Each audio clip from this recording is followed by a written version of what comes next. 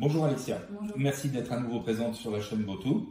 Suite à ta dernière intervention, ça a suscité quelques questions des internautes, des questions d'ordre général. Alors bien entendu, lors des prochains entretiens que nous aurons ensemble, nous développerons de manière très détaillée les points que nous avions cités, l'obésité, le diabète, toutes ces choses-là. Mais toutefois aujourd'hui, j'aimerais qu'on se concentre sur cette sorte de foire aux questions qui a été organisée avec nos internautes. Oui. La première question, celle qui revient le plus souvent, c'est: est-il réellement important de consommer un petit déjeuner le matin? Alors oui, le petit déjeuner est très important. Donc déjà, il va permettre de casser le jeûne, de compenser les pertes éliminées pendant la nuit. Elle va apporter de l'énergie pour bien démarrer la journée. Donc lorsque l'on ne consomme pas de petit déjeuner, il y a souvent des risques de fatigue, de perte de la concentration et même des effets hypoglycémiantes. Donc en sachant aussi que le petit déjeuner représente un quart des apports journaliers. Une question qui revient régulièrement également: est-il vrai ou bien est-ce une idée reçue qu'il ne faut pas consommer de féculents le soir? Alors non, c'est faux. Beaucoup de gens pensent qu'il ne faut pas consommer de féculents le soir, mais il faut savoir déjà que les féculents sont très riches en tryptophane, qui va se transformer en mélatonine, qui est une hormone qui aide à l'endormissement. Les féculents, donc ça contient des glucides, donc les glucides aussi sont la première source d'énergie. Lorsque l'on dort, notre cerveau est quand même actif. Ça va aider à la mémorisation, à la réparation et à l'apprentissage, et ça va permettre une meilleure utilisation de notre cerveau. Elle va aussi permettre la régénération de nos cellules, de renforcer notre épiderme et également d'activer notre microcirculation. Donc, alors bien sûr, tout est une question de balance énergétique, car il faut savoir que les besoins énergétiques ne doivent pas dépasser les dépenses caloriques. Donc bien sûr, en fait, on peut prendre du poids en consommant trop de glucides. Donc tout ce qui est excès glucidique peut engendrer une prise de poids. Mais si on apporte vraiment juste le nécessaire pour nos besoins organiques, métaboliques, il n'y aura pas de souci, il n'y aura pas de prise de poids avec les féculents. C'est pour ça qu'il faut manger des féculents le soir pour toutes les raisons que je viens de vous énumérer. Comment savoir si nous sommes carencés? Alors, comment savoir si nous sommes carencés? Donc déjà, parfois, il peut y avoir des signes annonciateurs, comme la fatigue, maux de tête, crampes, perte de la concentration, baisse de l'immunité. Donc après, parfois, il n'y a pas forcément de signes, hein. Donc le mieux quand même est de faire un bilan sanguin. Le bilan sanguin va vous permettre de savoir si vous êtes carencé en certains minéraux ou vitamines. Donc à ce moment-là, il faudra supplémenter de manière naturelle grâce à l'alimentation. Et parfois, si ça ne suffit pas, on peut aussi prendre des compléments vitaminiques qu'on retrouve dans les pharmacies ou dans les magasins bio.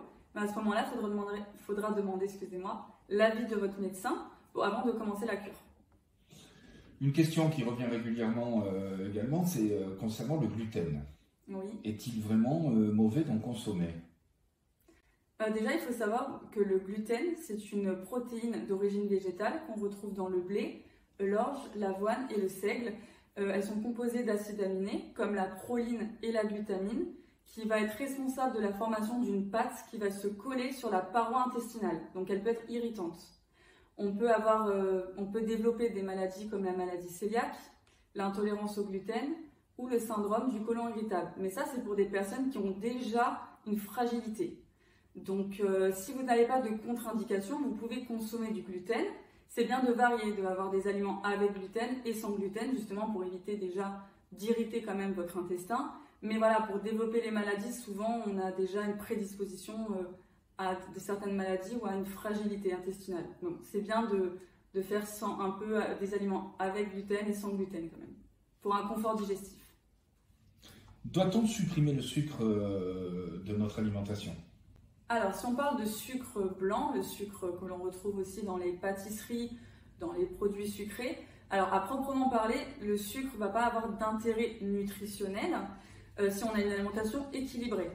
On peut en avoir l'utilité pour un resucrage pour quelqu'un qui va avoir une baisse d'énergie ou une crise d'hypoglycémie. Donc on peut le combiner justement avec un sucre lent, donc tout ce qui est pain, biscotte pour un resucrage.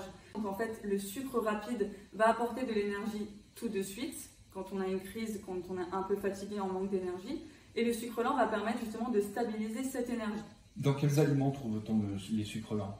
Ah, alors vous avez aussi dans les pâtes, le riz, vous en avez dans les légumineuses aussi également. Alors pour ceux qui n'arrivent pas à ne pas consommer de sucre blanc, donc de sucre rapide, vous pouvez aussi en consommer, mais sauf qu'il faut essayer de condamner le sucre blanc. Vous pouvez manger du sucre complet, du sucre de coco, sirop d'agave ou du miel. Alors, j'ai du cholestérol. Dois-je éviter toute consommation de graisse? Alors non. Le mauvais cholestérol, donc le LDL cholestérol, peut être diminué grâce à la consommation d'huile végétale et de poissons gras, la consommation aussi de fruits et légumes et une bonne activité physique.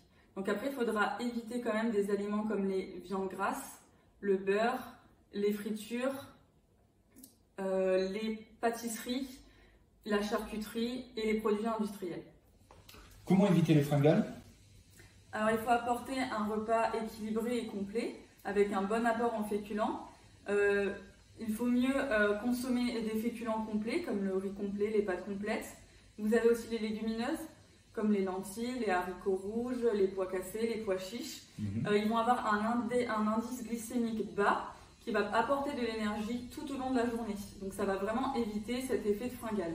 Il est possible aussi quand on est très actif ou qu'on a l'habitude de grignoter l'après-midi, donc de se prendre à ce moment-là une collation.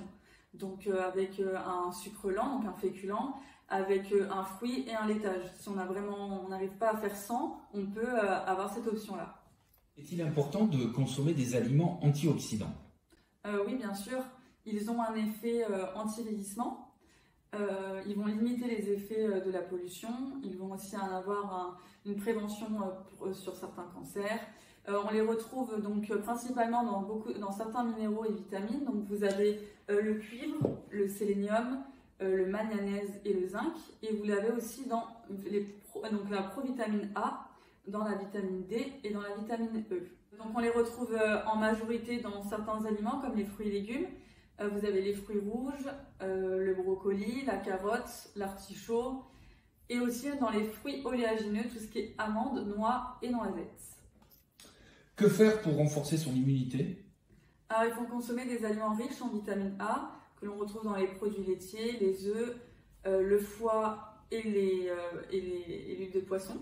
Donc nous avons aussi la vitamine D, nous avons aussi également donc, dans les œufs, l'huile de foie de morue et les poissons gras, et ainsi que le cuivre que l'on retrouve dans les fruits et légumes, les abats et les produits de la mer. Y a-t-il des aliments à proscrire dans le repas du soir? Alors il n'y a pas d'aliments à proscrire à proprement parler, mais il y a des aliments plutôt à éviter comme les produits sucrés, vous avez les fritures, les plats en sauce également. Et on a aussi remarqué que les poissons sont beaucoup plus faciles à digérer que la viande pour le repas du soir. Alors une question qui est tombée il y a 5 minutes d'un internaute. Y a-t-il de la part de la sécurité sociale une prise en charge pour les soins diététiques? Alors malheureusement non, on ne peut pas prendre la carte vitale, donc on ne peut pas être remboursé par la sécurité sociale parce qu'on n'est pas des médecins. Par contre, il y a des mutuelles qui prennent en charge les consultations, donc il faut appeler sa mutuelle pour savoir si on est éligible. Alexia, merci beaucoup pour cet entretien et à très bientôt sur la chaîne GoTo. Merci, au revoir.